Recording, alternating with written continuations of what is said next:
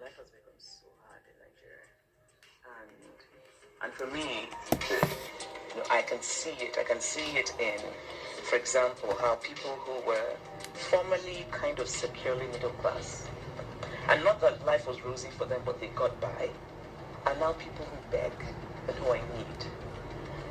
That worries me greatly. And the level of suffering, how expensive food has become. I think that the biggest political judgment that one can make is about the ordinary lives of the people. So, when people say the stock market, personally, I don't really care about that sort of thing. What I care about is what's that person who has, almost a minimum wage job, how is that person getting on in this economy? It's the suffering that worries me the most. It's terrible, and I think when people, and it's not to excuse crime or anything, but I think that when life gets very hard, even people who before would not have considered certain things suddenly are willing to, and that's dangerous for society.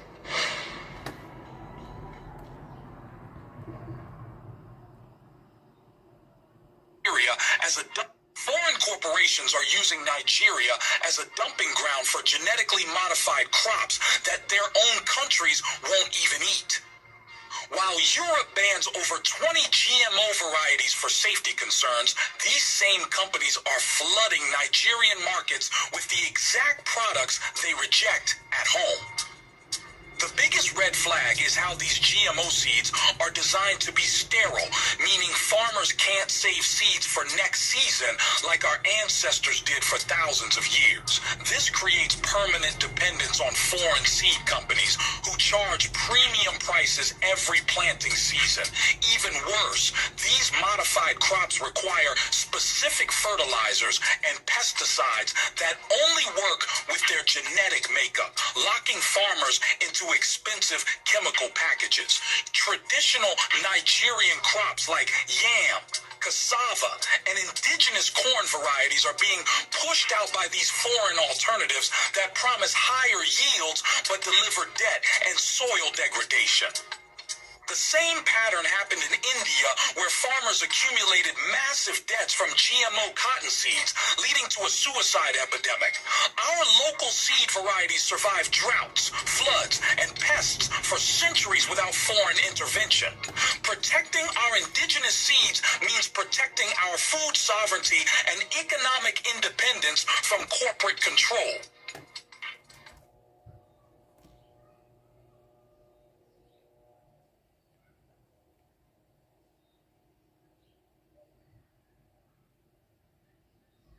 Candidacy, independent.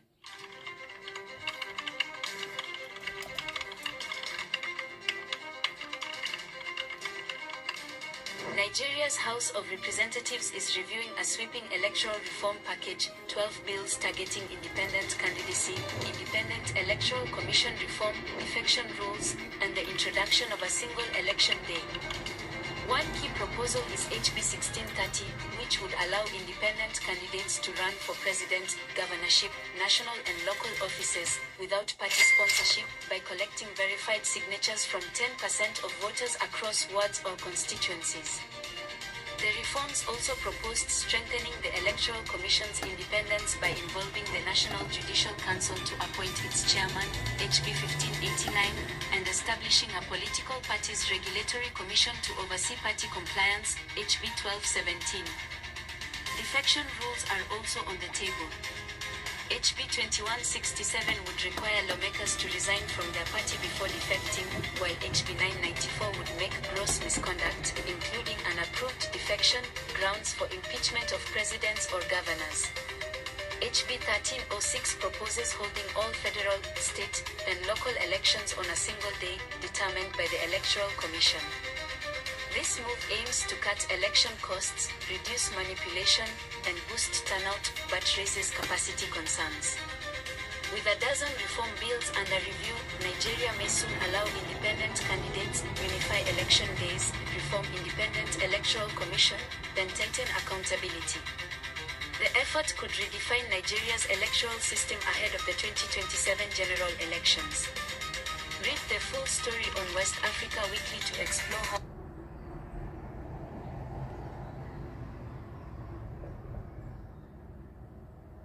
for president. Peter Obi, former Anambra State governor, declared his intention to run for president in the 2023 general election in Nigeria. Peace-loving, soft-spoken gentleman has visited the 6 geopolitical zones of the country to canvass for support amid challenges of insecurity, inflation, and religious crisis, just to mention a few.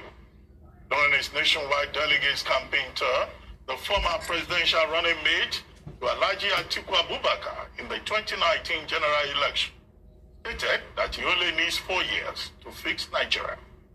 Obi said he will replace the sharing formula of monthly allocation with a production formula if elected.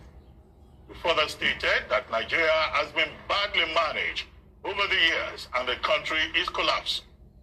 In a meeting with PDP delegates in Kaduna State, Peter Obi promises to turn Nigeria into a producing nation. Peter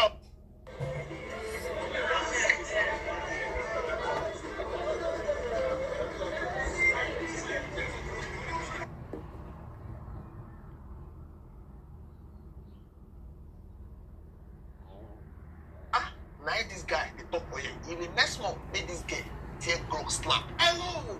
When you say some people, they support bad governance or they will see good, they call out bad. They say bad, they call out good. No blame them. Now because they don't understand the scorecard, how to measure whether a nation is moving forward, a state is moving forward, a region is moving forward, or going backward. From here you go see what they talk. Now about HDI, why you want to learn for this class, okay? I will tell you what motivates this class, Human Development Index. Okay, we'll see everything. What happened? This person, you know what happened Twitter yesterday? I saw this tweet. In the next month, make this get take grog slap. You know, say grog here. Now, Elon Musk AI, that is Twitter AI. When you say, if you answer any question, we'll answer you. I think it's the best way to fact check things. It's very good. If you want to know the real fact, it's a big fact check. Okay, I'm not going to read from here because if I read from here, you know, we'll see what they are they talk, what they provoke this class because I will make you understand something. Because some governors, they don't understand what they want for this class. Some presidents, they don't sabi. If they sabi, what the China sabi, what the other countries sabi, how to measure progress, the argument will reduce. Okay, look at this. This girl, I went to her page, but let's say she don't delete the tweet because what did she expect? She will see her. Now this girl matter. Now this guy, the top way. In the next month, made this girl take grog slap. Okay, what did she ask? She asked grog, what is the most developed region in Nigeria? Listed from the last to the first. Grog will definitely answer. Still waiting grog to answer. Based on 2022 sub-national ATI data from Global Data Lab, you need data to talk. Grog said, I want to use data to respond to you. The one we are seeking now, the latest, now 2022, 90 available. Now we will answer this question. Okay? Nigerians, geopolitical zones rank from least to most developed as, because that was what she asked, from least to most developed, because that was the question she asked, last to the first. Grog don't tell and say, from the data available, because if you have done PhD or masters by research, we don't say, oh, you don't talk anyhow. We respond to things from the place of data, from the place of what other people don't research, and the research you do to talk. Grog is saying the most recent information I have is coming from this place, Global Data Lab. The list is Northwest, 0.426, okay? Followed by Northeast, 0.468. Even me, about this say, now Northeast, 9-day list, because of Boko Haram, all this all the for there. But I can just talk from a sentimental point of view, there's no data, okay? Followed by North Central, 0.588, followed by South, 0.598, followed by Southwest, 0.622. Now, Southeast, 0.670. If you ask me this question, maybe this girl, ask me this question, I will tell her, say, the list, now, Northeast. I will even put Southeast, like second to the Hey, Fadiji, welcome. When they research about Oh, thank you. Thank you, I appreciate it. Have a great evening. Thank you for stopping by. It's replying that from what you don't see from here, Southeast, education and health metrics. I will explain everything to you, don't worry. This one is provocative because Lagos Day Southwest, Southwest supposed to be S because of Lagos advantage. In short, South follow Lagos because of Port Harcourt advantage. But things are not mentioned like that. I will explain to you the reason why some governors, presidents, leaders, they behave when it comes to development. They prefer to do bridges, conference centers. Things what we say, will improve the HDR. So this class is for you to understand HDR. See what this guy got up before we continue. We got the 10 growth, we got the 10 AI. Are you dumb or what? See? Who is talking about health and education alone? Who is talking about health and education alone? Because wait till you take the reply me, Oga Grok. Now, education and health. Okay? Which of the Southeast is more developed than developed than Lagos? It's Lagos. Which of the Southeast is more developed than Lagos? Or you just want to ask Siri today, he's talking to AI.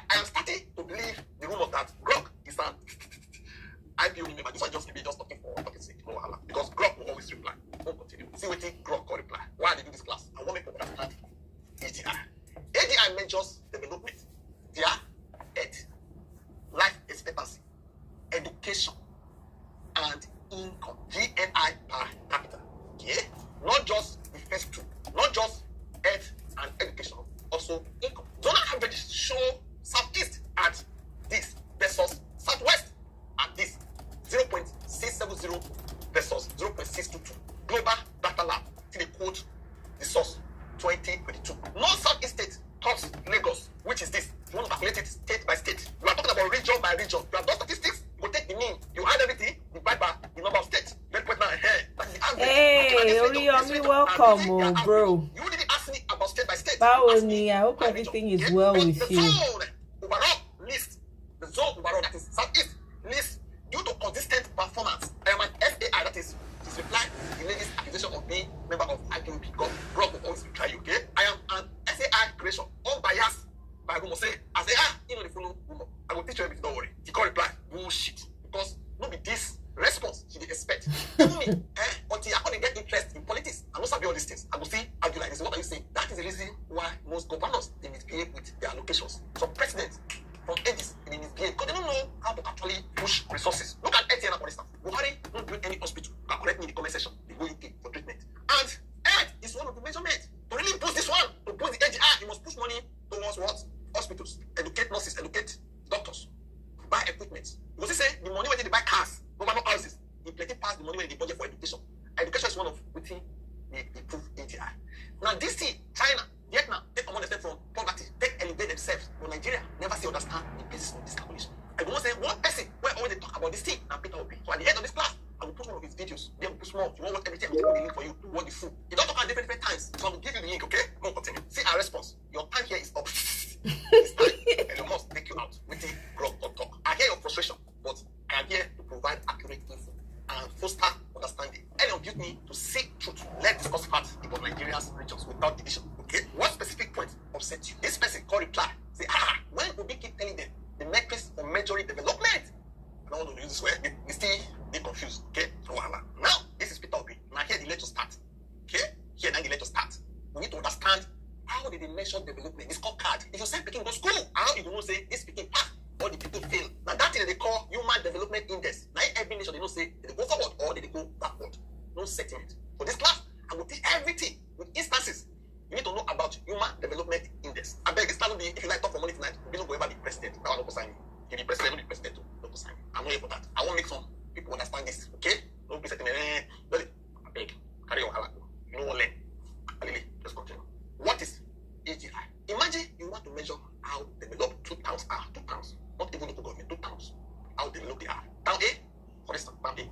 People when they there, they live long, they go school, they earn good salary, good money. Town B, people when they town B, they die quickly. Till they go school and their income they low. Now I will ask you, which town is more developed? Town A. That is what HDI does. It puts numbers of these parameters on these things for you to understand the progress of a town, of a local government, of a state versus state, of a country versus another country. Not in Nigeria developer. This is world standard. You know in Benin, okay? So if you are aiming to become the president of a nation, the governor of the state, you should go through this class to understand how to measure success so that when you reach there, nobody budget anyhow. You think go there now, you say, I need to do more rules, I need to buy more bicycle for people. You have good heart. That's not the issue. But your good heart don't understand how to pass state, national, or local government success exam. Because you are like a student who will send me go write exam as a governor, as a president, as a local government chairman. You must know what will improve your results. What will make you pass. Now we discover this, okay? As you can see, AGI has 3 main components. The components are life expectancy at birth, education index, and GNI per capita, pulling people out of poverty.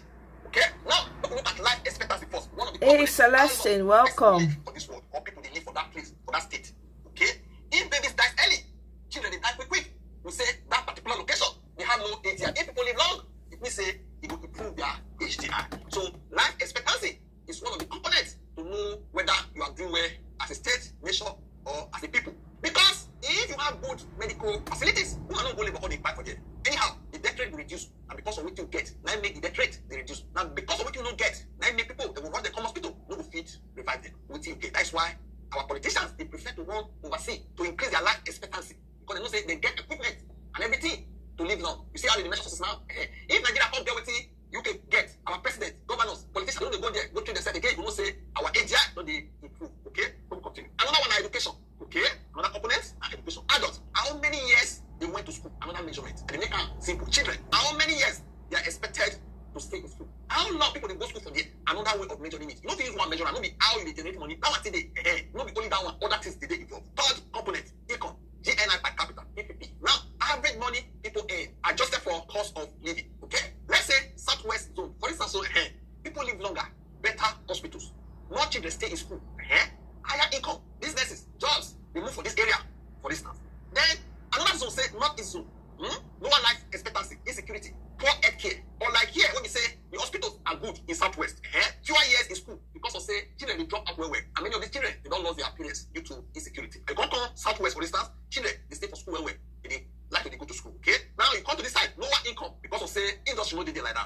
people feel in like that. You know, go Southwest. You say Lagos Day, Ibadan Day, business the boom, Ogun State, a lot of industries, business the boom. You will see say you will definitely have different AGIs. You can see these are the three components of AGI. So the question I want to ask now is say which zone has higher AGI? You will not say Southwest from that example. You get the point now.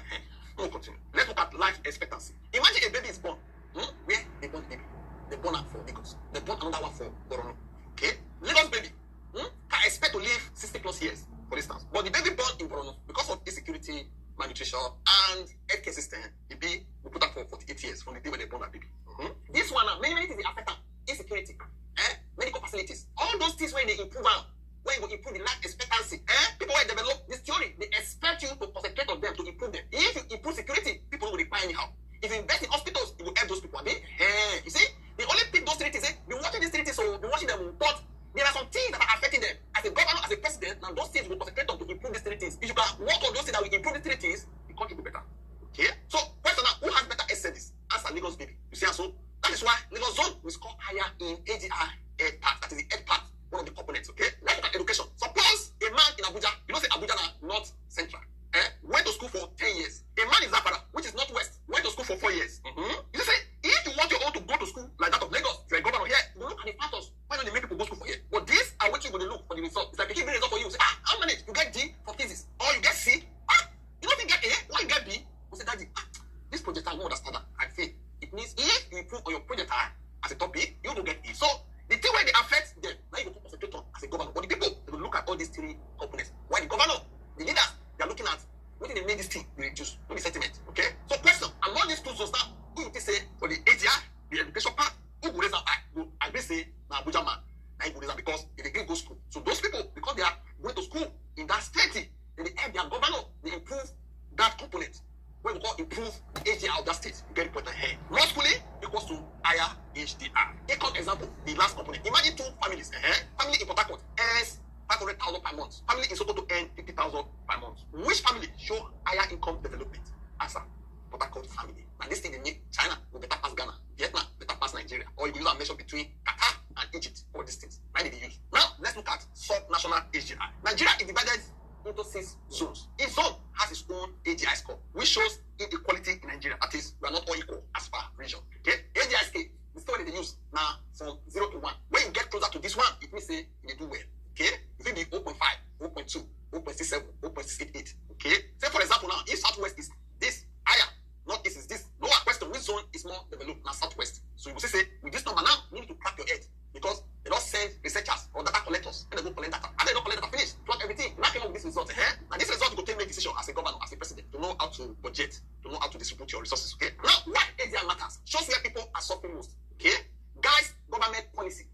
Help us know where to invest in. Even investors, they use AGI of countries they invest. If they want to invest in hospitals, schools, jobs, now all these things, they decide now. Real example, let's look at Peter Obi. Because they didn't even speak this AGI. I don't know whether I don't ever hear any governor talk AGI. When he was the governor of Anambra State, we could say, let's make it real. When Peter Obi was governor of Anambra, his state was recognized for doing well in AGI areas. Okay? Why? He improved schools, not children in classroom. Because both generators, make sure say they get light all the time. Give them 2 buses, equip their ICT labs with computers. Make sure say they visit school. All the prefects get a number, they report around. See, so all those ways they do so called improve education, which is a component of the AGI. See the focus, you want to make AGI improve, so the life of people will improve. Okay? You work on healthcare, better life expectancy. Improve on health centers, even where they train nurses and doctors. Improve some hospitals, improve them. People will go to hospital, they will live long. All this is called improve that health aspect, life expectancy, called improve that component of the AGI. Okay? In manage money where pulling people out of poverty, for instance, people have more opportunities to earn. When you don't squander, you want to manage money, like what we call invest. People say, I don't think I pay for Peter Obi. We're using one as example. I don't know Peter Obi, don't get a number. I don't be obedient, so I never go there. But it's what I like the man, I like him. He manage money where, the ESC list. By the way, take over from her. Remember, ESC, they will see his passport. So nobody ESC, okay, ESC is better for calculation. So, in conclusion, the true scorecard of development is not in bridges, flyovers, or big conference centers. What do you mean? It is in human development index, AGI, how people they live long, healthcare, how much people won't learn in the go school, education, how well did they earn money since they become president, governor, like this one, I need the proof nation, I need the scorecard, not the bridges. Unless you have that picture as a student governor, a student president say, I need to study hard to pass in the eyes of my people. Looking at my AGI, so I was enthroned to this exalted position, you don't get that right. Very important. Anything outside this, especially booty in the name of fake project, is not real development. So get that thing on your score. No argument. Yeah. 2024, 35 years after, in terms of HDI measurements, Nigeria remained low. Indonesia have moved to high, Vietnam have moved to high, China have moved to high. 35 years after. 35 years after, in per capita, China that was below us is now about $13,000. Of course, Indonesia had moved from 578 to about 5,000. Vietnam from 99 to about 4,700, and we have 1,000. So China was below us is now about 13 times what we have. Indonesia, Vietnam that was 1/5 is now almost 5 times. So is Indonesia. In terms of pulling people out of poverty, China from 750 million, 15 times our own position of 50 million. We now have more people living in poverty than China. So we have gone from being 1/15 to now surpassing that. In fact, we now have more people living in poverty than these 3 countries put together. And then you ask them, what went wrong? So then my question is, how did this happen? That somebody who had 750 million people living in poverty now have only 50 million, 55 million, and we have increased, we have surpassed it. How did this nation, what did they do? Well, they invested in all critical areas of development. They invested in education. If you look at the literacy rate today, they are above 90, 3 of them. We're still moving around 50%. They invested in health, and they invested in putting people out of poverty through consistent economic policies that were pursued vigorously. They fought corruption. They improve the laws in even what you can call intangible assets of insecurity, dealing with security issues, dealing with law and order, ensuring that there's more to do with it in terms of industrialization, productive, and everything. So you look at it, what they're doing today to stabilize the economy. Nigeria, with over 200 million people, we barely make 10% of Vietnamese export. Or Indonesia. I don't want to go to China when it comes to export. We just talk about this too. We barely make 10% of what we make. And you look at it like in Indonesia, we have all it takes and everything. And you see, we're becoming one of the greatest countries of the world today. We're one of our 128 countries that measure. And today, we have over 65% of our arable land all cultivated. Because it's not a productive country. Everybody is waiting for one much together. Everybody wants to be productive. And there's so many things, like I said in the Commonwealth meeting about 2 weeks ago, I was in Bangladesh. Bangladesh lives on 148,000 square kilometers of land. Nigeria is now like 23,000 square kilometers. So Nigeria is over 6 times Bangladesh in terms of land space. And if you consider that Bangladesh is about 167 million people and about 200 million people, so there's more space and everything. But Bangladesh produces 57 to 60 million tons of rice. Nigeria does not produce 10% of that. It is that bad. The only export that next minute to us today is oil, which we're even stealing. That's the only thing we have. So Nigeria can make money, huge amount of money from agricultural export and products. And the biggest state, see me studies every day, is Niger State. 76.3 thousand square kilometers of land, fertile land. It doesn't feed itself, it doesn't do anything. It wastes for whatever it's going to share every month. We're in a tiny place like Netherlands, that's 3,000 square kilometers. So Niger State is 2.5 times the size of Netherlands. They did export into agricultural products, $122 billion. That is 3 times what we get from oil. Because we're not productive. We have a place like Borno State, where we have Sambisa Forest, giving us all the problem of insecurity. Sambisa Forest area is about 60,000 square kilometers. That is 3 times the size of Israel. At 22,000 multiplied 366 plus 60 is comparable. But it's not a problem for us when it's an agricultural field. And you can see this everywhere being run into Morocco and thrown from Casablanca to Tangier on both sides. It's all agricultural product. And I do the same drive in Nigeria. It's an empty land with people who are hungry. Because it's from Morocco. So I can go on and on. When I did this study, I could see what is wrong with them. And this can be solved by leadership. We're not seeing in Nigeria and in Africa is cumulative effect of leadership failure over the years. Where you've hired incompetent leaders without capacity, without compassion, commitment to do anything, and turn the whole place into a crime scene. Where people are just stealing public resources without having anybody. Because even different than anybody and stealing some. When you just stealing without having anybody, place where that become unproductive. Because you could see that there's nothing happening. There's no value added, there's no manufacturing, there's nothing. Everything is just there. So how do we solve this? You need to change your leadership recruitment. We cannot go on the method where we recruit people today based on maybe I'm from this place, I'm from that place. Because yes, Nigeria have many tribes. They don't have more tribes in Indonesia. They don't have more tribes in Indonesia. I'm not trying to make up, and I know that is very cheaper in Nigeria. But buy food cheaper or anything cheaper. People have been recruited in Nigeria based on religion. No religion, buy very cheaper. Because Indonesia is a country with the highest number of Muslims living in the nation. And I went with 2 Muslims. And I went around the whole country. And I asked them, do you see any evangelion here? Did you see anybody begging here? No. Why? They invested in education. The way a country is educated, they want to build. It is not something that is difficult to know. Did you see anybody? So what are they doing? They invested in education. You can look at and see. All the countries I mentioned now invest at least 3% of their GDP annually in health and in education. Indonesia have about 90% health insurance.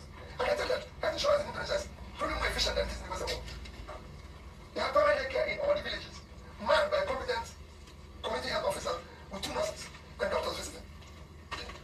Nigeria have less than 10%, about 5% health insurance, with over 70% of the health facility, the community health centers, professionals, with nobody to manage. So it depends on where you are, if you're sick. The reason you get this so great to God. That's why there's more prayers and they don't get this. Because there's nowhere to go to. And that is the crisis we face in the nation. But because it's a process that they hijacked by, I won't say bandits, but something like that. You can take it back without the people understanding that they have a role to play in this. In order for us to take it back. For a job, for everything. So, for me, like I said, it's just to give you an idea of my own little contribution in my experience of traveling around and saying that the problem is leadership. All of us are a leader myself. So all of us are involved. I'm not trying to blame A or B or C and everything. I'm just saying that we can see, I've been part of it, and I've been an entrepreneur who started business from scratch. I've been in the corporate world in Nigeria, and I've been in the public space. So I know that what is lacking is visionary leadership that can focus and prioritize on doing what is right, ensuring the country is secure. Then nobody tell the country can be secure. Non-state actors cannot take over a state unless there's corruption. Same applies on the rule of law. These are intangible assets. Rule of law actually contributes more to GDP of Western world than any other. And this is not sophisticated, it's something that we can do.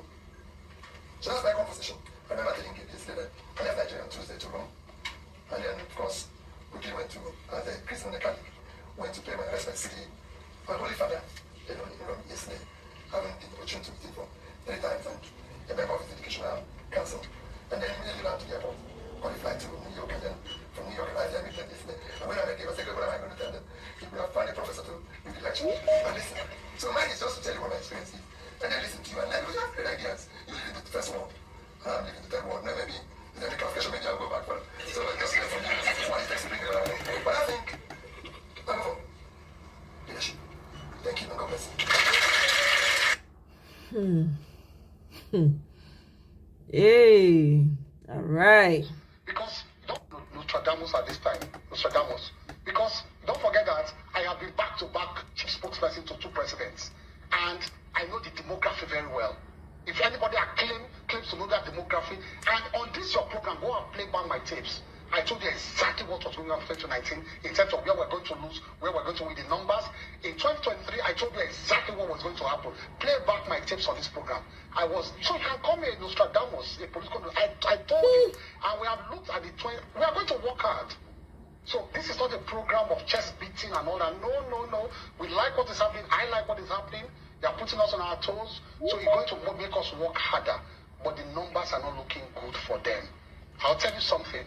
This so-called ladies they are forming, whoever they bring, I want to do small expo, but it's an expo that will not help them. Either way, in 2023, you know, what they are working on is that they want to bring Peter Obi and Atiku together, and so join those numbers. And so if they join those numbers, it beats our 8.4 million votes. Zebudaya will say, foul. Let me tell you why it is wrong. Peter Obi, if you make him the deputy to Atiku, there were 3 demographic factors that delivered Peter Obi in 2023. Let me tell you those 3 demographic factors that in fact, 3 will collapse. 1, the other candidates were Muslims. And so there was only one Christian candidate. So the whole Christian demography went to 1 point. The second demography that was the Southeast felt cheated, and so the Southeast all went to 1 point because of that demography of only one Igbo man, only one Christian. And the third demography, of course, the obedient young Nigerians coming up who felt they were angry, they wanted a younger person and all of that. All the other candidates were older than him. So those three demographics delivered that 6 million vote he had in 2023.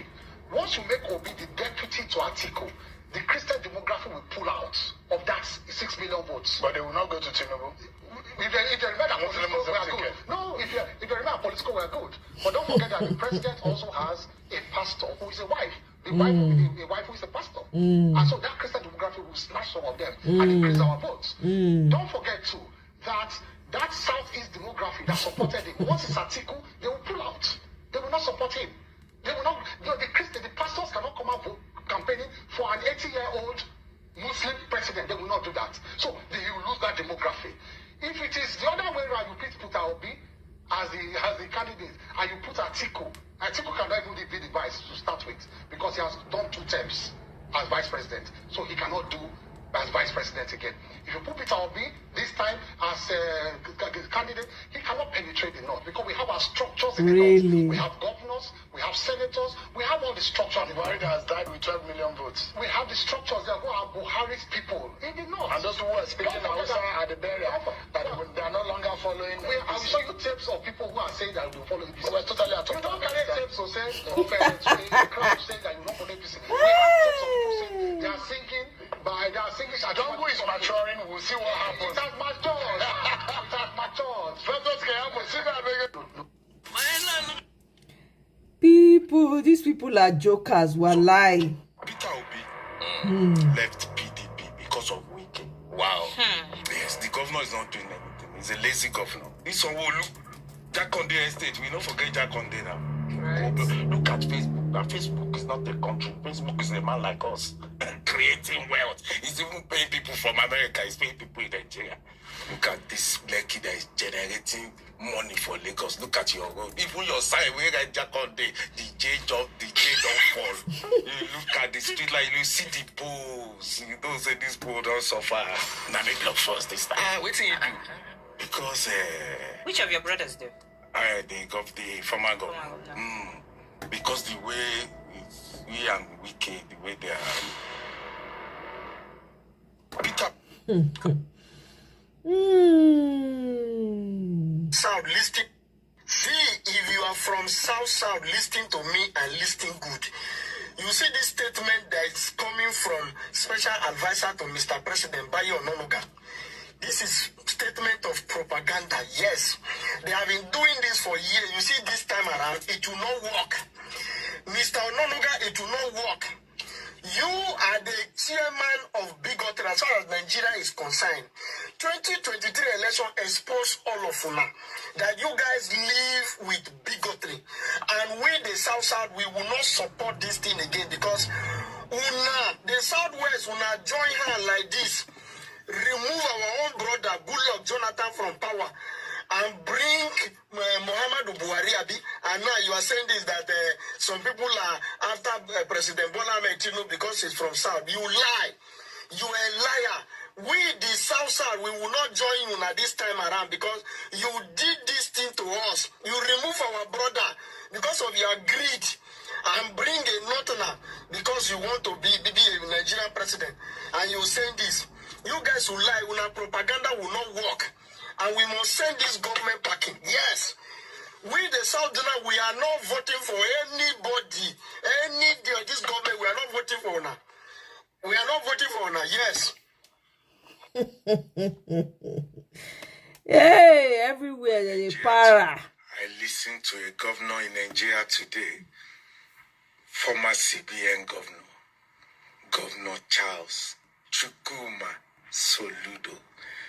You said any politician that doesn't think of second term, that is only saying one term, needs brain check, needs Socratic, or don't let me speak English like Lege, he needs a brain test. That's a fact, like Mr. Governor. There was a man that lived He lived there before. He's gone to heaven now. His name is Nelson Mandela. Nelson Mandela. He did just one term. The second time, they said, leader, come and lead us. He said, no, I'm weak. But my spirit is with you. Let someone else lead. It's not everybody that wants to lead for 8 years. 8 years of no future. 8 years of no production. 8 years of not making people. Governor Shukuma Soludo, I watched your campaign. You talked about the things you have done, and they are verifiable. You are working. But what about human development? How many billionaires and millionaires have you made in Anambra? You are seeking for second term. You have done infrastructure, but have you done human infrastructure? Making people, building nations, building warriors, making millionaires, making billionaires. How many youth in Anambra have you empowered? Governor Chukwuma Soludo, I like you because you are very wise and you're very intelligent. Have you thought of that? Human capital development. You need to bring out money and put in youth's account in Anambra. For you to even win the second term, you have to empower some youths. You have to upgrade human beings, not just road, not just infrastructure. You must upgrade human beings. Dr. Chukwuma, Professor Soludo. You must upgrade human beings. The reason why they like Tinubu's style of politics is Tinubu multi-produce himself. He shared love. He might not be able to give us what we want now.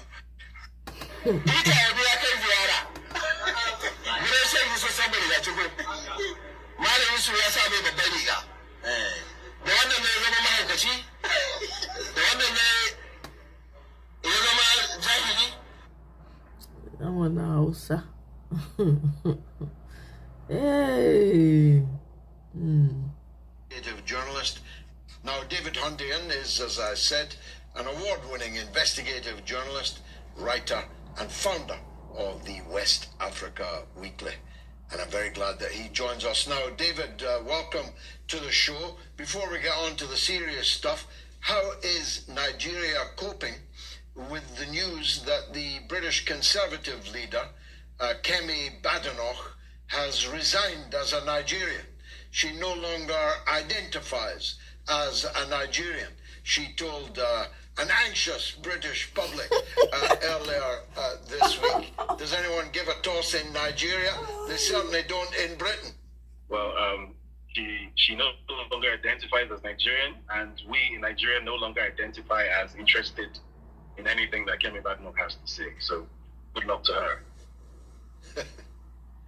Now, look, I said in my monologue, Trump keeps publishing on Truth Social, on Twitter, and to anyone who'll listen, that he's stopped 5 wars in 6 months. But when you look at all the wars he says he stopped, all of them are continuing. And some of them are in Africa. What does this mean? Does he really think that he stopped them? Did people tell him that he'd stopped them, and then when his back was turned, carried on fighting? What's going on?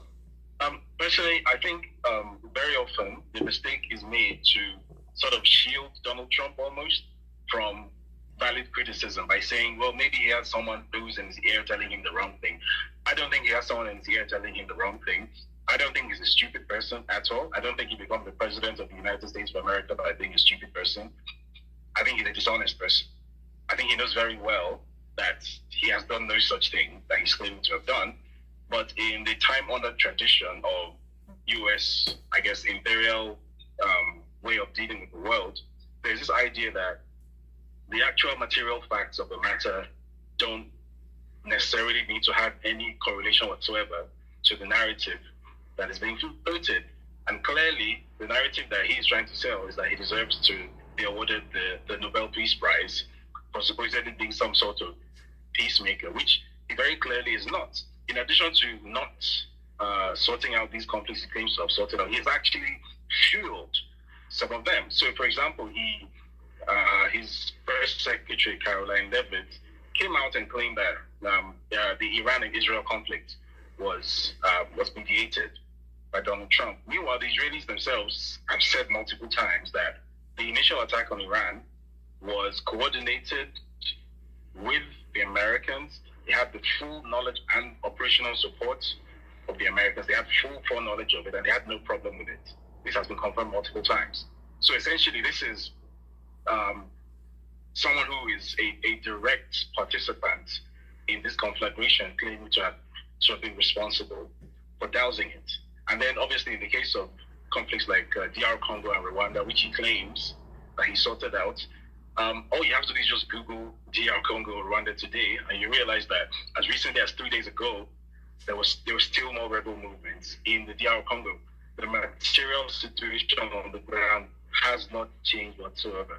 The so-called M23 movement is still holding and capturing more territory within the DRC. Nothing has changed. So yes, a piece of paper was signed in Doha under Trump's supposed mediation, but I don't think Donald Trump is a foolish person, and I don't think if you have the benefits of the world's most extensive intelligence network, which you would have as president of the US, then you would make such statements in ignorance. I think he knows the facts of the matter on the ground, and I think he's just an extremely dishonest and disingenuous person, as US presidents tend to be. Yeah, it might be part of the requirement on the CV, at least unspoken, if not explicitly. What about France now? We keep reading and cheering that France is being driven out of its long-held colonial fiefdoms in the continent of Africa. But they haven't gone away, you know. I see that they are now framing the conflict in Mali between the Mali government and the Al-Qaeda, ISIS, terrorists who are operating there. According to France, these Al-Qaeda, ISIS terrorists are the resistance, and they are resisting the Malian government and its Russian allies' attempt to douse the fanatic flames that have been set across the continent. Where do you stand on that? Can you tell us more? Well, so I think this was 2 days ago, a documentary that was produced by a French government mouthpiece, ART, as you said, framed or made an attempt to frame the conflict in Mali as a conflict between this dictatorial regime and a group of freedom fighters who are fighting for an independent homeland and yada, yada, yada.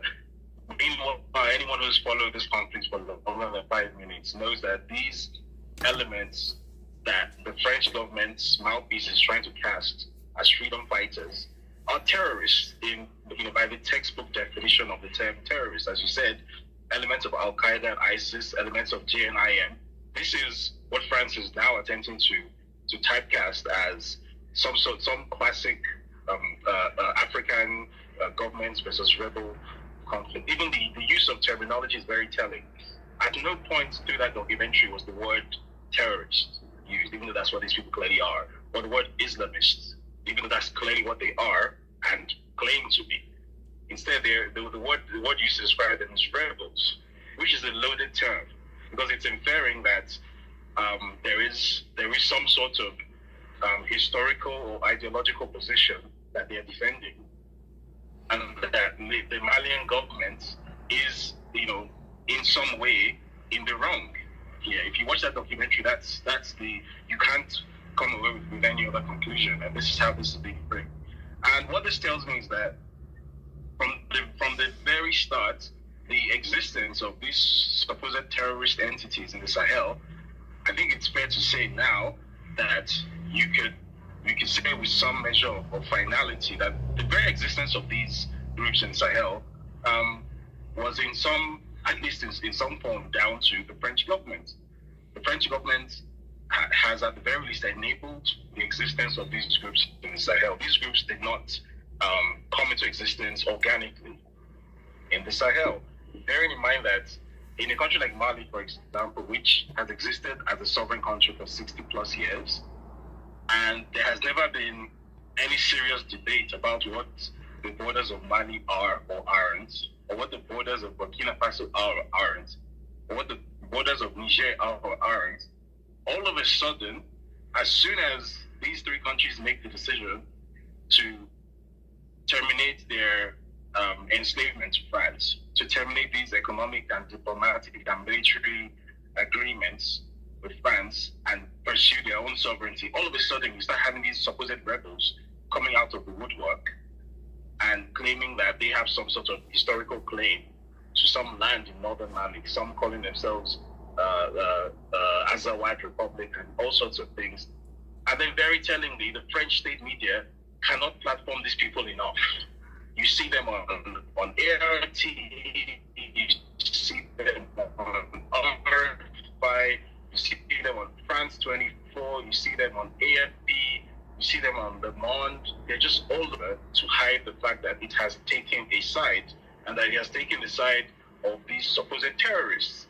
So over and above the conversation in the Sahel, what this also tells us about the very existence of terrorism as a political entity, I guess in the global south or in the world at large, is that these terrorists don't just spring into being because someone read some portion of the Quran and was inspired to become some sort of nut job.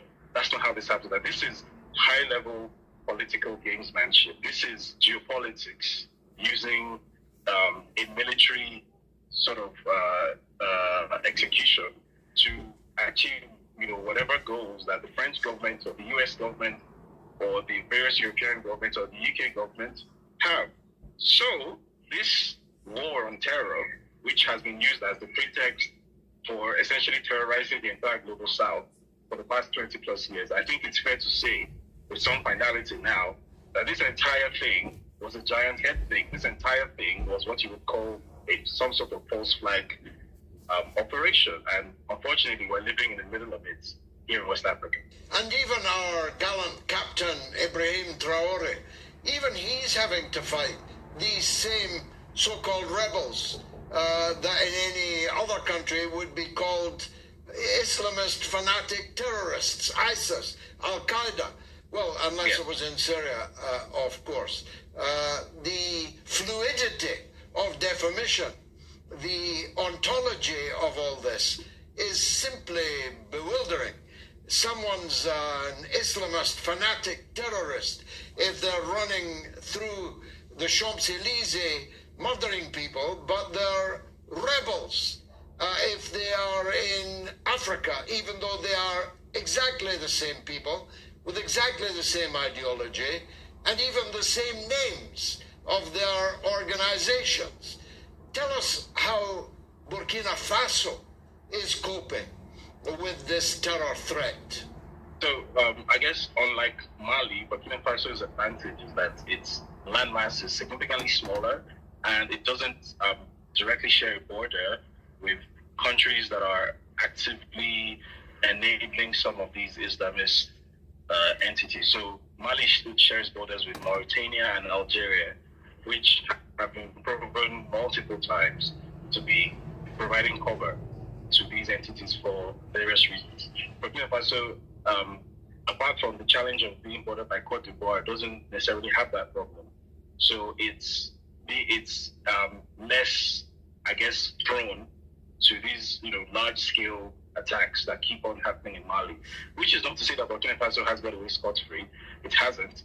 But the, I guess, geopolitical sweet spot that Ibrahim Traore now sits in is that, first of all, there's the military partnership with Russia and with North Korea, which has made it a much less attractive proposition to attack Burkina Faso in the ways that these entities used to before. And then secondly, and perhaps just as importantly, the immediate southern neighbor of Burkina Faso, Ghana, is now very closely aligned with what Ibrahim Traore is trying to do. Bear in mind that one of Burkina Faso's biggest geological disadvantages is that it has no direct access to the sea. It has no direct access to global trade.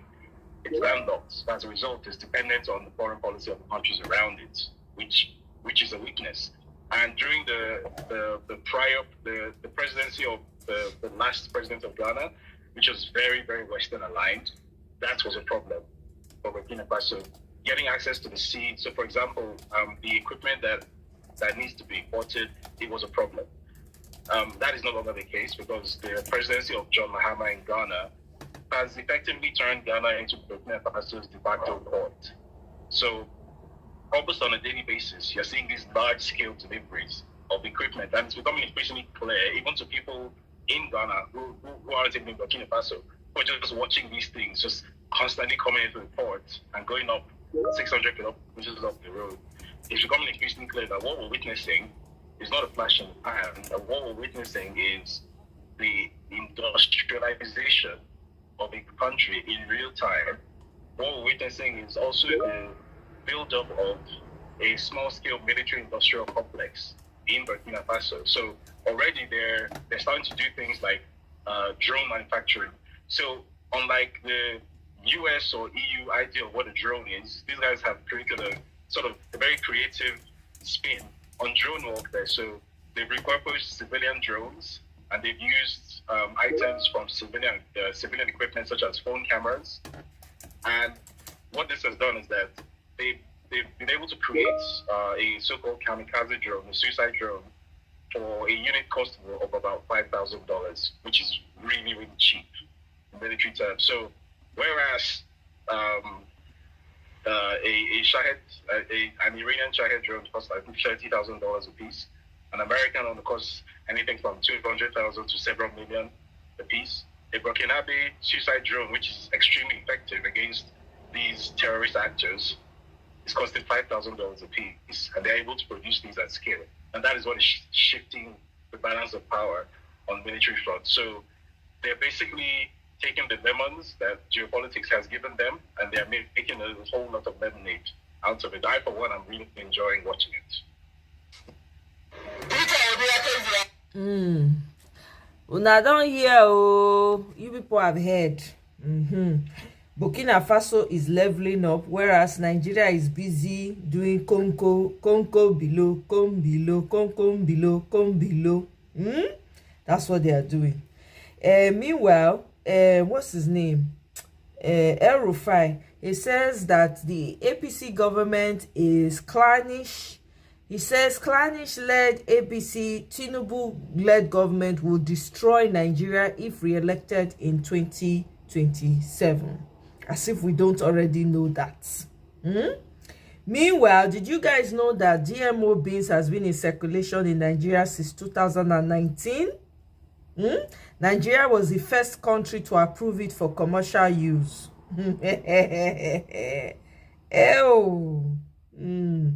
They say hypertension drug don't skyrocket. People are now paying 73,000 every month for hypertension medication. Also, GMO and all this, they are COVID-19 something. Now, Fauci has admitted that the COVID vaccines cause myocarditis, particularly in young men. Okay? He don't confess, come out.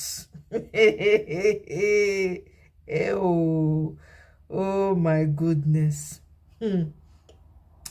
They keep saying Peter Obi is not popular in the north. He's not popular in the north. Do you guys know that they have a symbol now, a cap that Peter Obi supporters are wearing in the north? It's black. It's all black. That's what all the northerners are wearing. I'm going to let you guys listen to the videos so you can hear the popularity in the background from the north. Hey!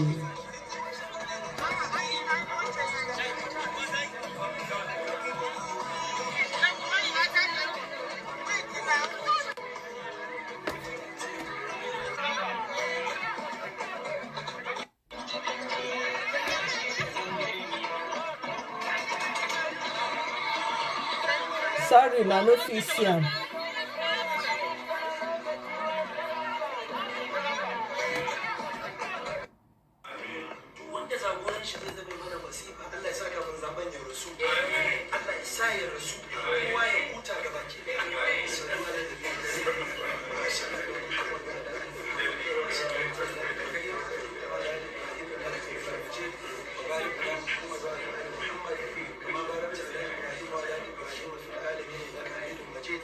Ya Allah duk wanda zaka gyara kasar Najeriya ta dalilin shi Allah ka bashi shugabanci.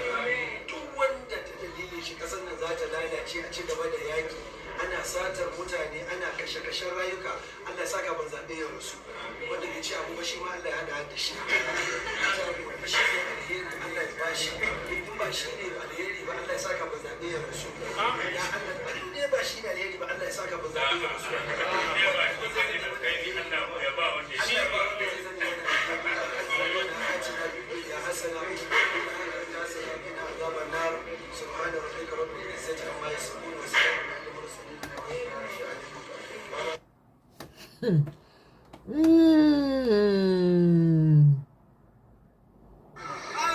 See popularity. They keep saying no, Peter Obi he does not have the popularity of the North, according to what they call him, Festus Keyamo.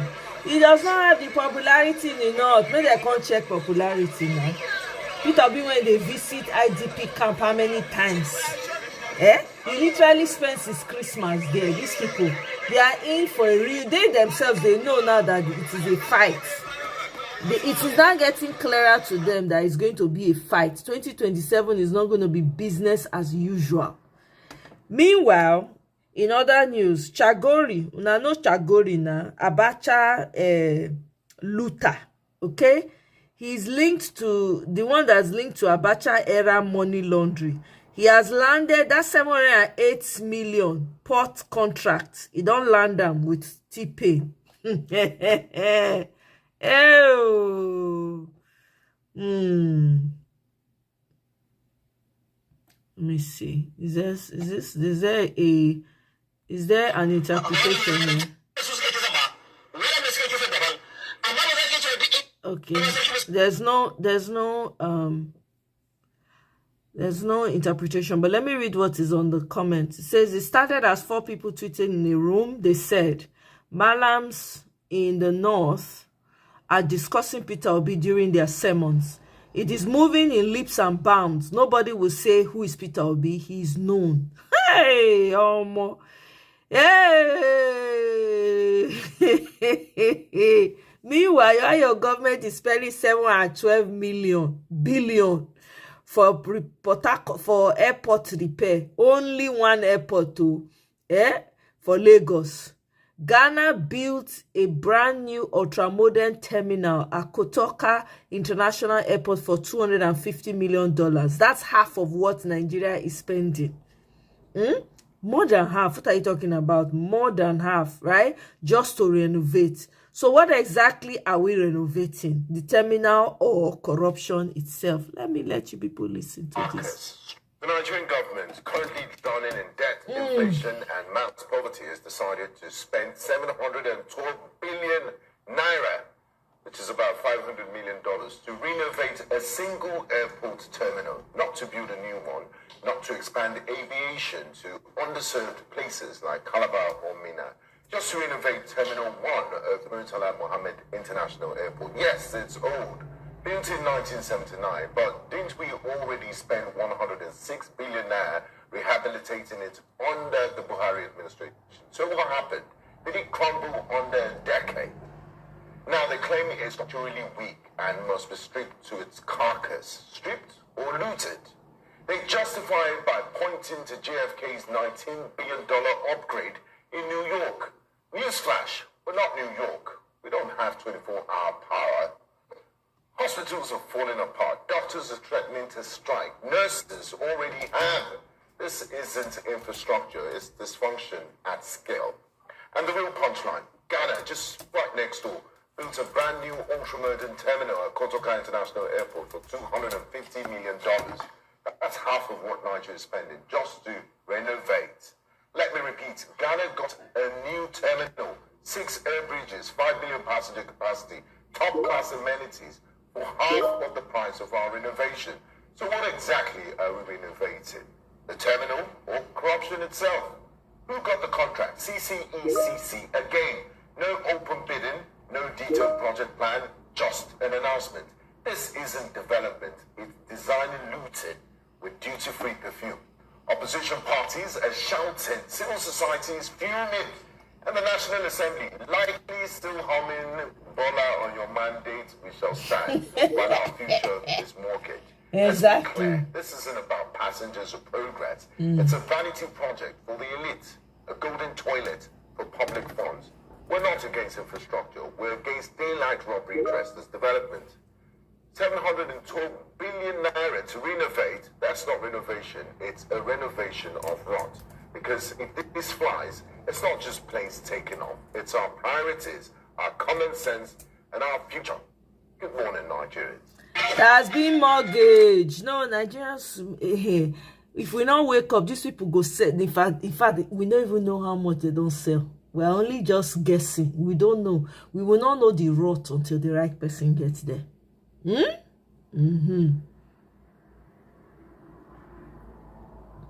Okay, Mokuna here. Olusegun Dada, the what he be? I think he's an SSA to the federal government. More na hear wetin they talk. Because, Nigeria, my country, my home country. Go against the government and call out some of the cracks and loopholes that are there in the government. But we were not a destructive opposition. Our opposition to the government of the day was not as though the country should burn down because we were not the ones running it. So it's not the same thing at all. Yeah, they speak English. To put a fine point on it, we are making this summit not just a central Abuja thing. We are making it, to several regions, several states, really, to discuss these crucial matters. And we believe and we hope that other parties are doing the same. I'm going to wear it when I come out. Me when you want go, in fact, now black hair tie, now go tie come out this evening. Wanna wait now.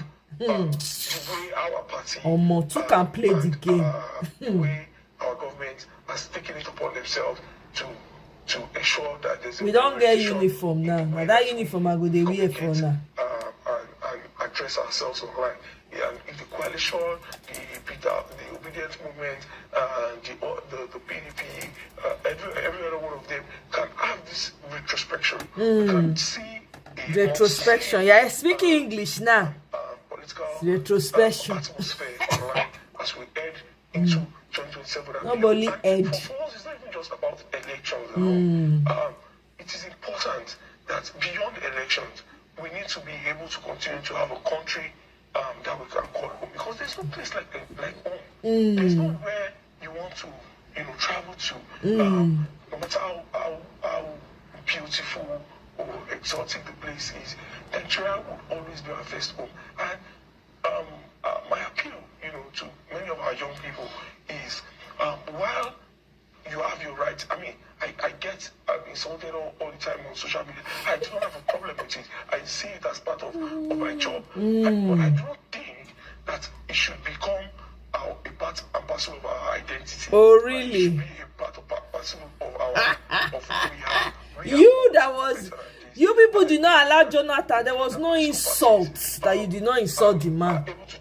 Even mounted protest. And have a conversation with their supporters, like the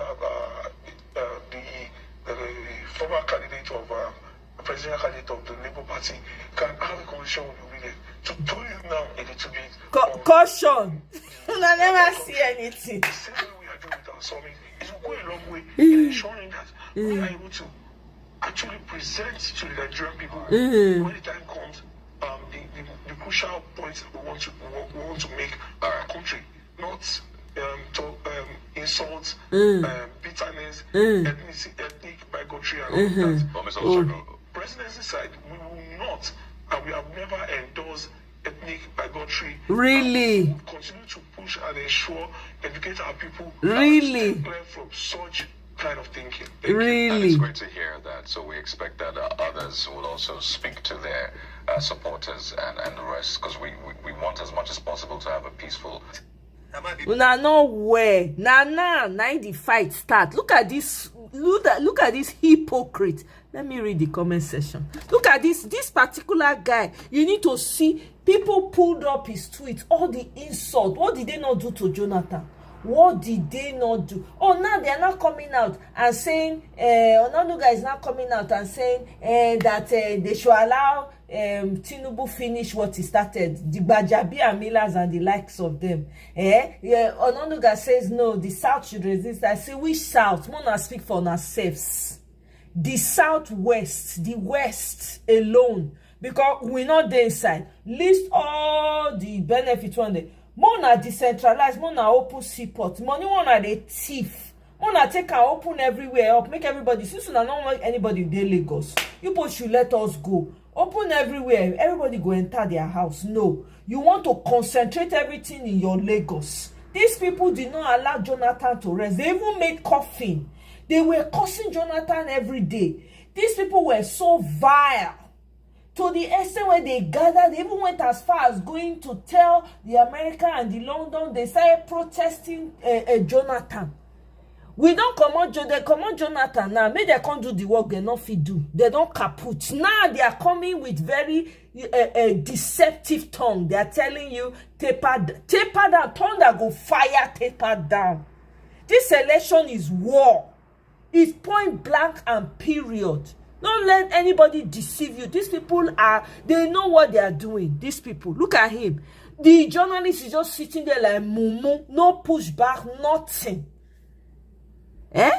Nothing. Look at it. See, they don't pull up in Twitter. They say, hey, see, the same guy, Tinubu is a drug lord that just thinks about his stomach and pockets alone. He just wants regional control. The same guy, in 2021, the same Tinubu said, oh, I don't believe in one Nigeria. Is that not what is playing out right now? The same guy says when peaceful change is impossible, violent change becomes inevitable. We protest peacefully and you throw us tear gas. Prepare for war. This is 2011. The same guy, The heat, APC is feeling it from only obedient tweeting in a room. I'm telling you. Does this mean APC members are beginning to understand the seriousness of rig and die? Yes. Olodo, Dada, tell your guys, say do or die affair this time. Oh my God. Look at it. Look at them. They are reminding him. The journalist just sat there. Like mumu, former keyboard warriors dragging everybody, doing all kinds of things, ensure that Jonathan did not complete its 8 years. Now they are begging. Thunder go fire that begging. Tinubu is leaving 2027. Nothing go change am. See, somebody said, what is this? Public communication, 0. Interrogating issues, 0. They just sit down for there like mumu. They allow this guy, they talk rubbish and nonsense. Hey, let me see. Voting block. Okay, I already will. I've already signed up.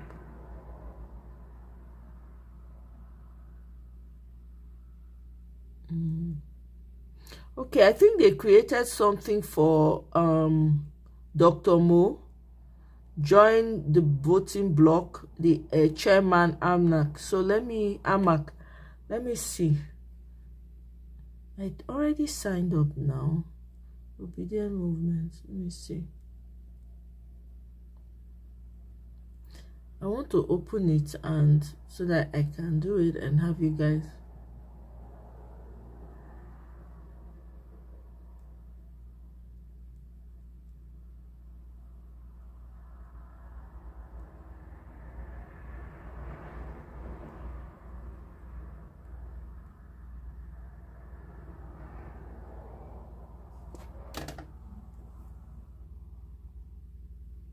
Okay.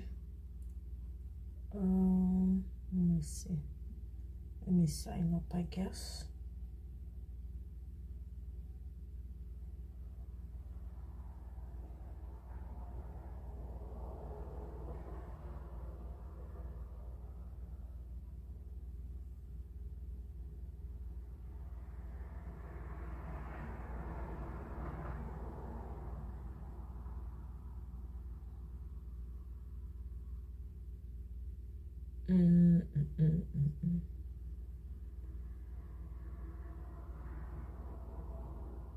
They don't add other numbers join, no. Only this one they just add.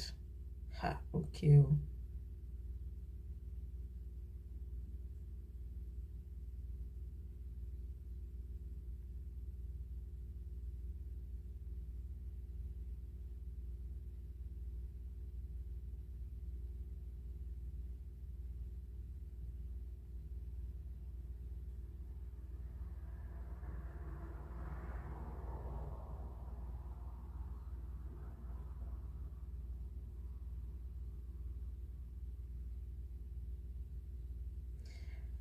Don't fall for these people that are using sweet tongue to talk to you. Oh. These people don't mean well. They do not mean well. Oh. They don't mean well.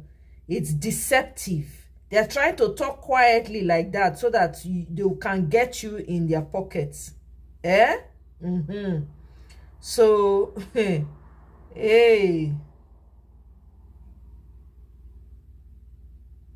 They are coming subtly now because they see that Nigerians are not backing down. Nigerians are saying rig or buy 2027. Then now they want to come to talk to you with soft voice. Don't fall for it, oh, don't fall for it. Ganwalele, you say doesn't have mouth to attack and shame them all. Exactly. In 2024, 617k paid and 2.1 trillion paid for ransom. Can you imagine? A special advisor against GMO and for healthy food. Okay, now let's go there.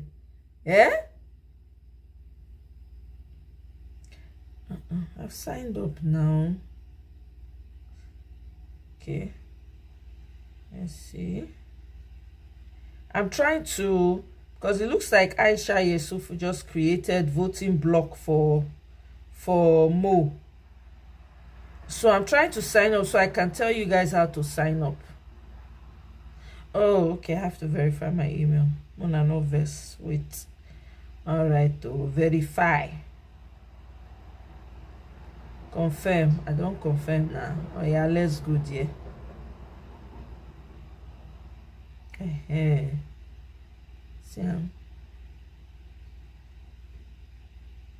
Okay, so if you go to member.obedience.com, okay, so it's member.obedience.com. please, you guys, go and help us to join the block. For this is for the AMAC position.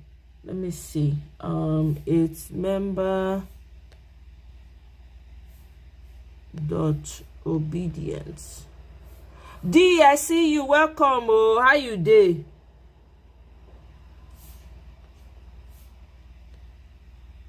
Okay. So, about this voting block, why I created this voting block, right?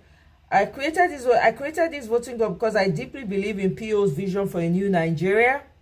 One anchored in character, competence, and capacity, but I also believe that real change requires structure and strategy.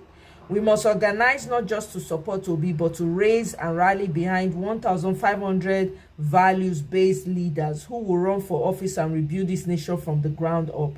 My mission, 100 voters for Peter Obi and a plan to protect our votes. My personal goal is to rally 100 or more citizens I know, my friends, cousins, colleagues, family, friends, neighbors, and people like you who are tired of sitting on the sidelines and ready to take action to join me in voting for Peter Obi. This is not just a fan club. This is a voting block of citizens committed to supporting PO and 1,500 plus credible candidates that politicians can no longer ignore. what I am doing: street to street mobilization, citizens vote protection and collation center, getting trained on how to become citizen protection officer, civic education and voter awareness, support for candidates with integrity, town halls, rallies, and organized civic. How can you help? Join the blog, and then I'll follow up with you to encourage you to come out and vote in 2027. Mobilize 30 more people in your circle, just as I have done. Volunteer for outreach and awareness. Stay connected. This is our movement to win the INEC rigging machine. We must out-organize and ensure that 5 million citizens are watching the vote from the polling unit to the collation center, and it starts with you. If we organize, we win. If we don't, we'll continue to lose the same broken system. This block is our shield, our megaphone, our power. Join my voting block today. Share this with your network. Let's build Nigeria together. Man, this is awesome. Oh, guys, go and join. Oh, Walele, please join the voting block. Oh yeah, join. More all of them wanna go join. No, this is not time for too much talk. Type always those links in the comment section. No break on the communication. What do you mean, Walele? What do you mean? I don't understand. Your English is not. I'm not understanding. You know, say your English fast. So what do you mean? Mr. Gawalele, what do you mean? Okay, so let me go back here. All right, this is good. Yoruba Union don't lambast Tinubu over hardship, insecurity. And they're telling him, Aso Rock is not your family house. Forget 2027. Everybody don't they feel it. Everybody is feeling it now. God, I beg go. Them go feel it. Did it take 4 years to buy a new private jet? No. If you are young, if you're a young Nigerian and not supporting Peter Obi, you are wrong. I mean, we should push in the PR. Every time you have a link, a platform, or else, share it. Okay. All right. So, so the link, it's not a link I shared. Or are you saying I should share the link? So I'm using another device. So there's no, let me see if I can actually, hold on 1 second. Let me see if I can do that. Let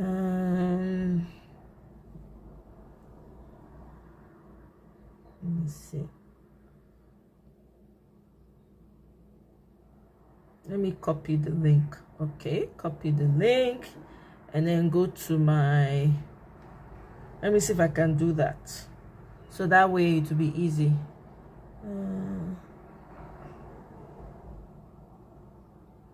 Okay, I see what you mean. I will. Every time I have one, I will. Absolutely. Absolutely will do that.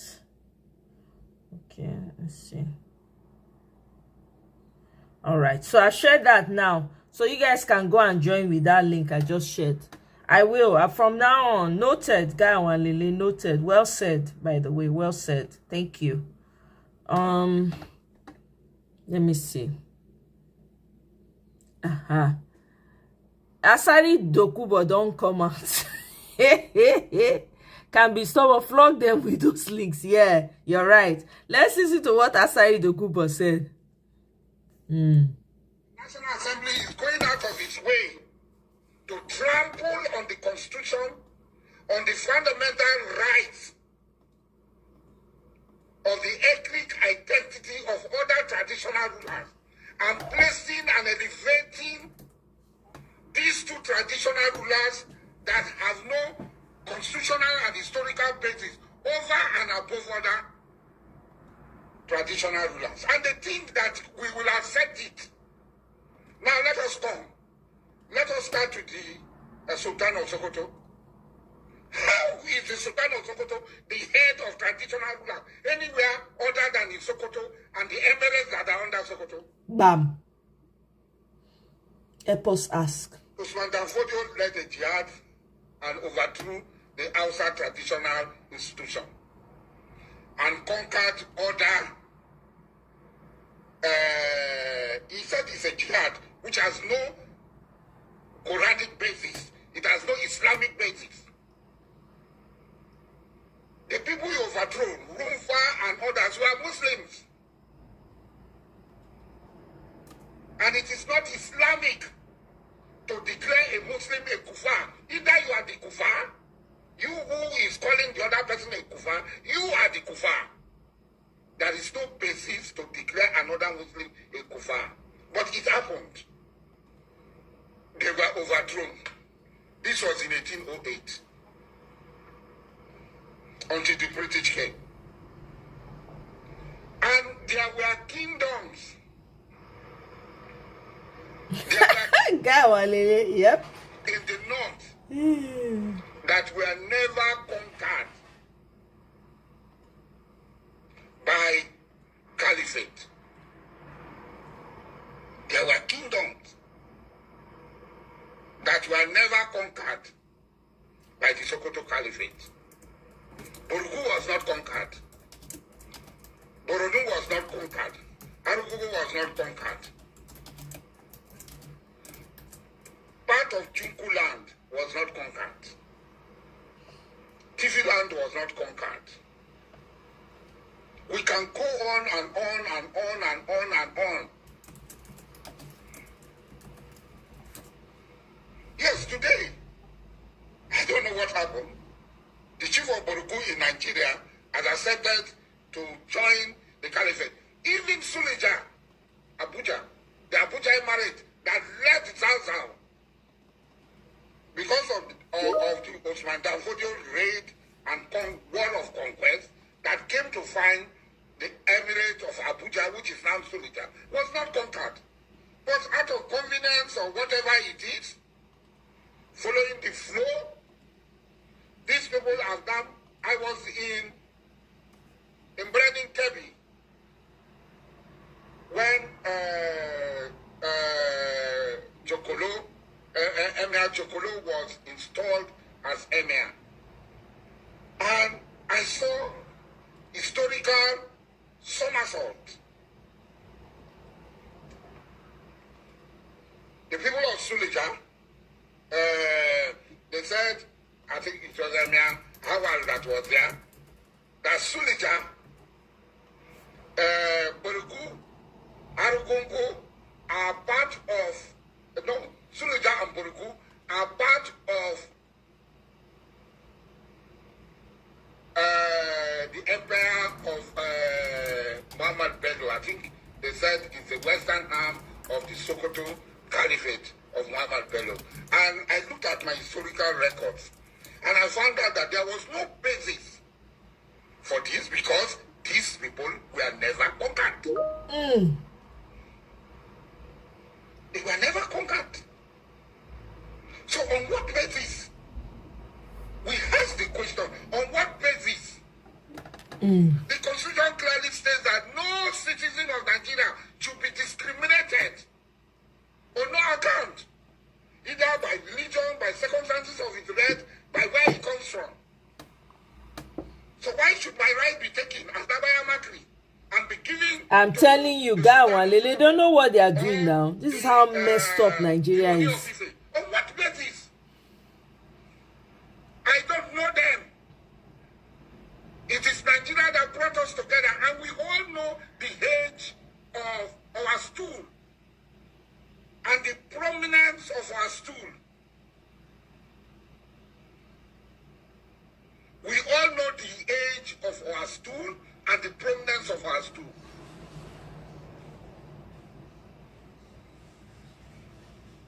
This is arrant nonsense. Iman is so upset though. Now, let us come. 1808, we have been existing.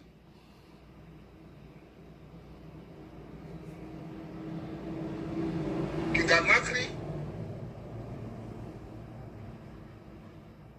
on whose second stool I sit today, and Dabaya Makri the first.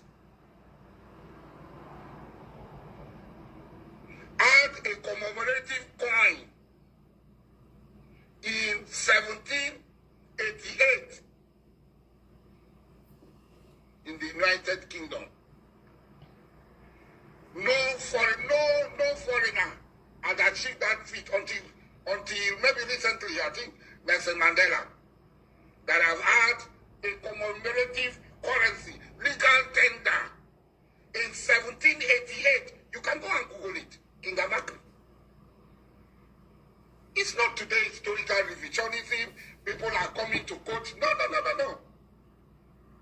He was the first African black man to own an ocean liner. Interesting.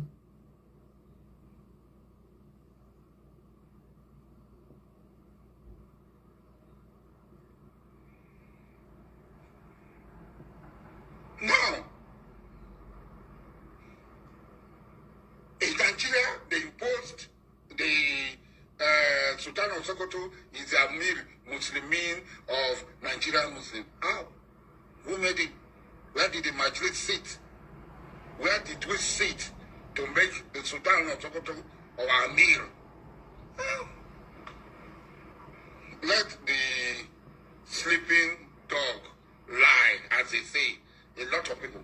When Goodluck was there, said he made the Sultan of Sokoto the permanent Amir Hajj. I went to Goodluck is alive. Anybody can go and ask him. I went to him and said, Mr. President, sir, you are subordinating other Muslim to the Sultan of Sokoto. I am an Amakri. At that time, I never even dreamed that I would become a Mayanawa. I told Goodluck. Guy don't come on violence from me back from me pocket. By the way, Ozempic is not good though. People should stay away from Ozempic. It's not good. New research have come out. It has snake venom in it.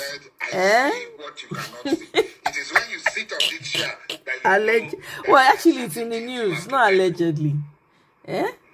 I am not ready to let go what my father has handed over to me. I can let go. I let go because I'm an individual. Alaji Mujahid Dokubasari yesterday, because I was an individual, I can let go. But today I cannot let go because I am not an individual. I am now Nabayamakri, the Abayaba of the source, who presides over all the mysteries, the sacredness, and the totality of what Kalabari people represent. Okay. Even though not mistaken, there's an Amana of Kalabari who is higher than me. But the realms of what Kalabari people stand for. Hey! Girl, Malele, you're very funny. Save your wake up. Oh my God. See that video now where you watch. See that video. Watch this video. This now people be for naught. In this life, anything where you do, just stay focused. Continue waiting you do. No matter how people take talk to you, no matter the obstacles, no matter how people take doubt you, only you know your story. I'm telling you. Every time these people will bring one narrative about P2B and his journey concerning this presidency of a thing. You remember 2023, 2022? Waiting they talk and I say P2B no get any governor, no get any local government, no get any councillor. Now P2B bust their bubble for that one. Exactly. It shocked them as they take scale through. They talk saying that 4 people tweeting in a room before you know it, the thing escalates.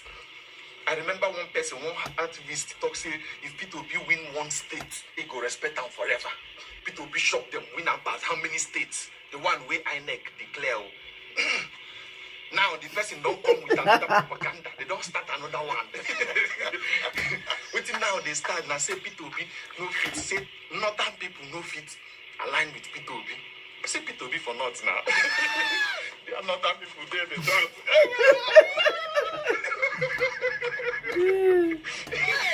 They look, wait till this now. I like as P2B start on time. Anyone when they talk say he no fit. Go there. As a no state governor that time talk say, before P2B will come here, he should take permission from me. Now P2B enter. They talk say another people no fit. Peter be enter not. See him for not. See him now. See as he dey jubilate with them.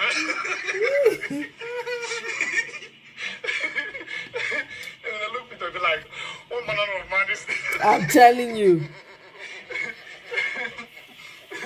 They use person when they stay one place, then they play.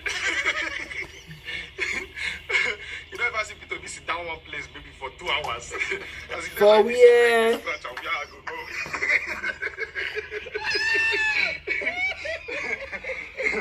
And I shall say Peter B go dey lock his shoe for house. Peter B, you go dey lock his shoe for house with chain because the way Peter B shoe, you know say no to get plenty shoe.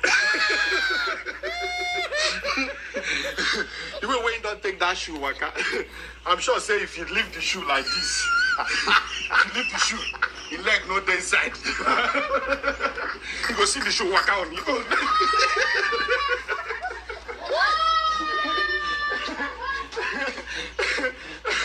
Now call them, they call Peter. His Excellency. He said, what is going on? His Excellency, I saw your shoe. He said, where? For airport.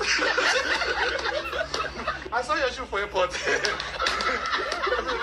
Where is he going to? I don't know, His Excellency. I leave him now, maybe because maybe he overheard my conversation that I was supposed to travel. I was supposed to go and donate money at Onitsha for one nursing school and another one at Lokoja. Maybe that's where he's going to.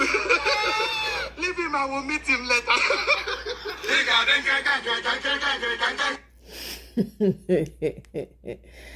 Hey, another military guy don't come out. Nigerian military say make Nigerian youth not join military. E dey warn Nigerian youths. Make I play am for now. So, good morning, gentlemen. Today I'm coming with a little advice for those of you young guys that are looking for this Nigerian army and this armed forces military job. Make good and enter. Make I tell you the truth. Because this country, we need to kill us like this, but people like say we are similar to ants or something like that. I know some people will think that I don't want you guys to enter because maybe I'm enjoying it or something like that. There's nothing like enjoyment in the armed forces. Let me tell you the truth. There's nothing like enjoyment. It's just because you love your country. That's why you are doing this job. But it seems like the country did not care about. You understand? So it's better for you to go and look for capital and start your side business. We that have already entered, we don't enter. You have to see the end of it. But my brother, this job is not easy. This is a small advice. So if you like, take it. If you don't like, don't take it. Nah here oh. Hey, Peter will be everywhere. Omo, they go feel am. 2027, they already can feel the heat. That's why that Olusegun that guy on Channels News, they didn't even push back. No, all the journalists just quiet, no asking question, nothing. That's why they are begging now that Peter Obi should go and talk to his supporters. They show that they can reduce the rhetoric. Oh, when they were coming with fire for fire, when they kpai some people during the election, when they almost comot people eye, dismember people, they don't know that one. It is, we know we are war. All those calming tone when they use now, we are not deceived. We see right through it until we get our country back. We are not calming anything down. These people have taken us for a ride for too goddamn long. I beg. Ha. No.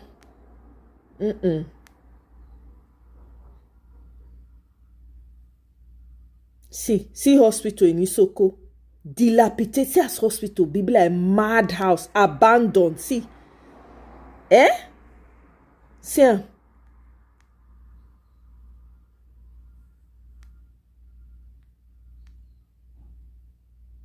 IMF says that Saudi Arabia has cut spending enough to compensate for fall in oil prices. Saudi Arabia is cutting spending, but Nigeria, no. They want to swallow everything.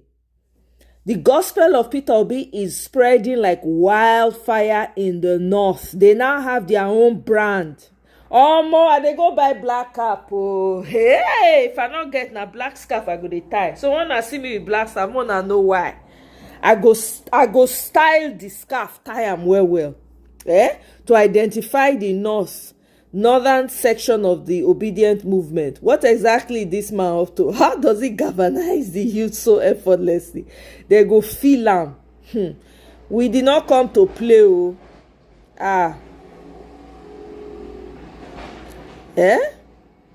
See, Apostle Suleiman don't come out to say the worst government in Nigeria's history. Hey, may I see? It's in a viral video. I could see the video. Where the video? Where Apostle Suleiman the talker. Exactly. He needs to balance the military. Too is full of northerners and full of Fulani terrorists. It's full of Fulani terrorists. All those repentant Fulani people when they enter. I don't see the video. Let me go back here. Sea Road for Oka, capital city of Anambra State. Sea Road, trailer one almost fall. Erosion everywhere. Big.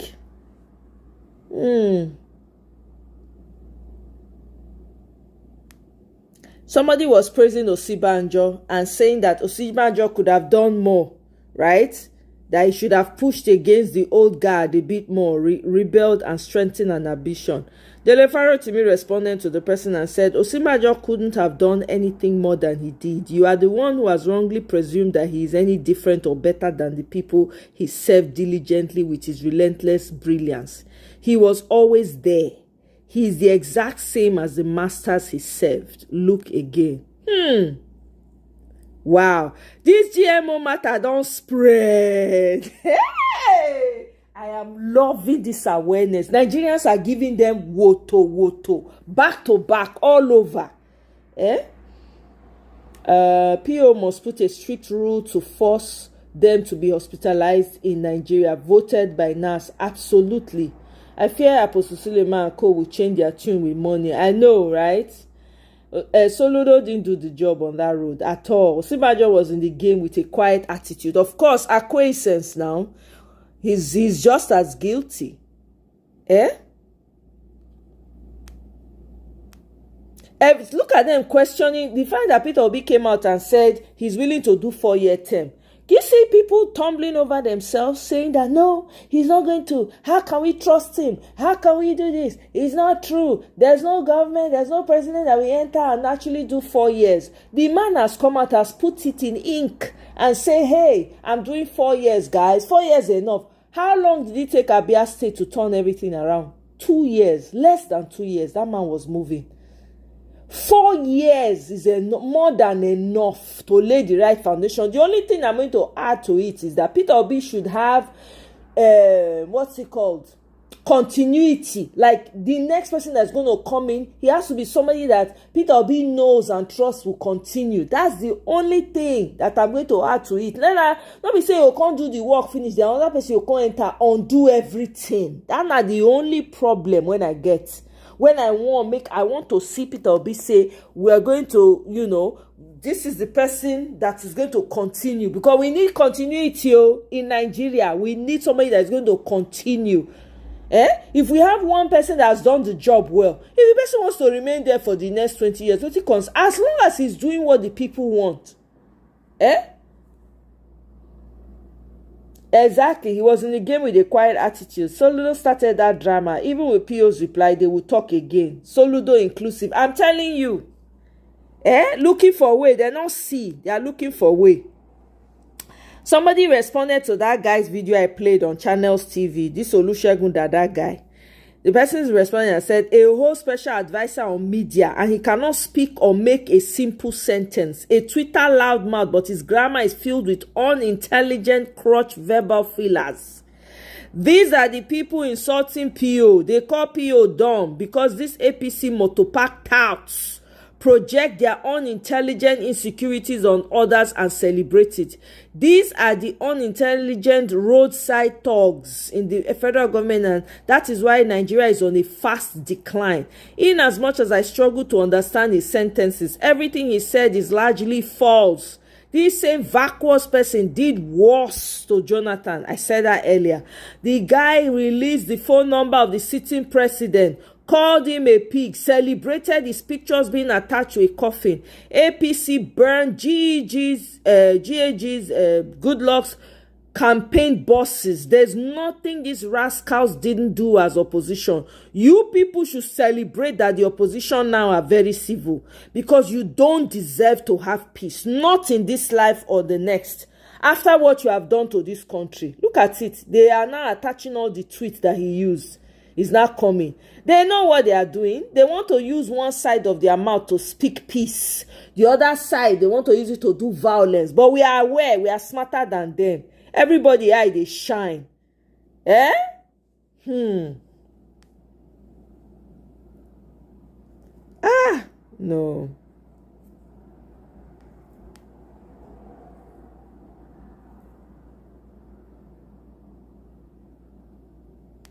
Who is this Zenko? They say he acquired 60,000 square meter plots of land in Lagos. Who is he? Don't know who that is.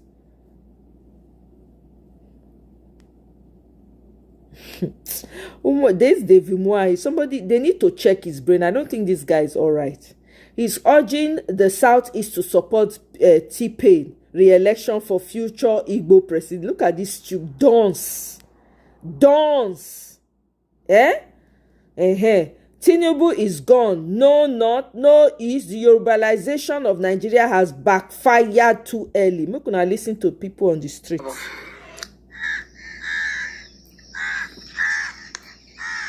The Yoruba person is one who is extremely tribalist. It doesn't bother him, as he's always prefer his fellow Yoruba to you. They are also very treacherous in nature. God, I beg you. He made you like Indo Yoruba, Indo Fem Manabo. How will you run? In a Hakusho Keta. Ogoze for Hana going on. Macankama, I can't imagine you like a heart all as you how many age come now. Hey! See, it is when they talk about it.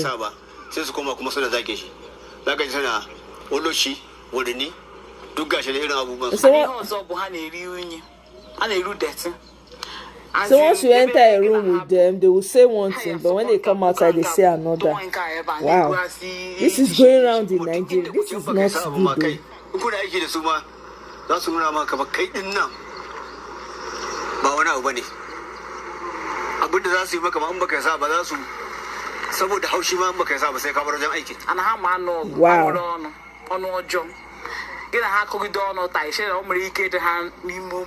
Mana oruzie nke na ogu oso ha ebupu oso gazane afuska gacin bakin amala ga gazantan masifa kuma in ka ba su gida bai rabe muka saba gida ya kashe shi gaba ɗaya saboda kazanta komin abin ka inda gidan bai rabe da yazo na kai ba za ka yi zama saboda kazantar su ko zo bu party people party I like the party oye ro ba direct iye butego o me sha party kita